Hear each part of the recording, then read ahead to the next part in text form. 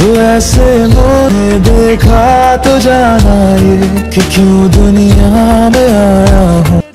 অভিনয়ের জন্য যত না আলোচনা তার চেয়ে অন্যান্য বিষয়ে বেশি আলোচনায় থাকেন বলিউডের আবেদনময়ী অভিনেত্রী উর্বশী রাউতেলা। এর আগেও বেশ কিছু বিতর্কের কারণে হয়েছেন অভিনেত্রী। সম্প্রতি মুক্তি পেয়েছে তার চলচ্চিত্র ডাকু মহারাজ। এটি ঘিরে শুরু থেকে বিতর্কের মুখে অভিনেত্রী। সিনেমাটির একটি আইটেম গানে নন্দবুড়ি বালাকৃষ্ণের সঙ্গে নেচে বেশ কটাক্ষের মুখে পড়েন উর্বশী। অশ্লীল নাচের জন্য নেটিজেনদের কাঠগড়ায় দাঁড়াতে হয় তাকে। তবে এবার নতুন করে আলোচনায় তিনি। শোনা যাচ্ছে ডাকু মহারাজের মাত্র 3 মিনিটের ক্যামিওর জন্য 3 কোটি টাকা নিয়েছেন উর্বশী। এর মানে হলো 1 মিনিটের জন্য 1 কোটি টাকা। ভারতীয় গণমাধ্যমে এমন সংবাদই উঠে এসেছে। এবিপি লাইভের প্রতিবেদন অনুসারে সিনেমাটিতে উর্বশী রাউতেলার অভিনয়ের সময় মাত্র 3 মিনিটের মতো।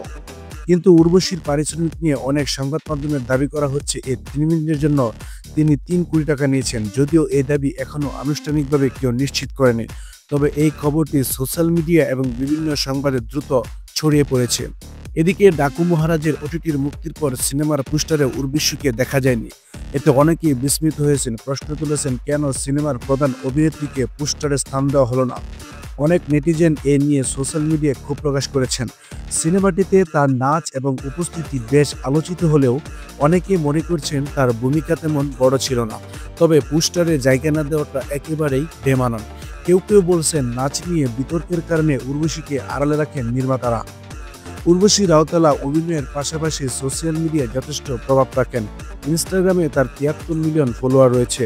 অভিনেত্রী তার সোশ্যাল মিডিয়া এবং পাবলিক ইভেন্টগুলো থেকে বিশাল পরিমাণ আয় করেন। মিডিয়া রিপোর্ট অনুসারে তার মোট সম্পদ প্রায় 236 কোটি টাকা।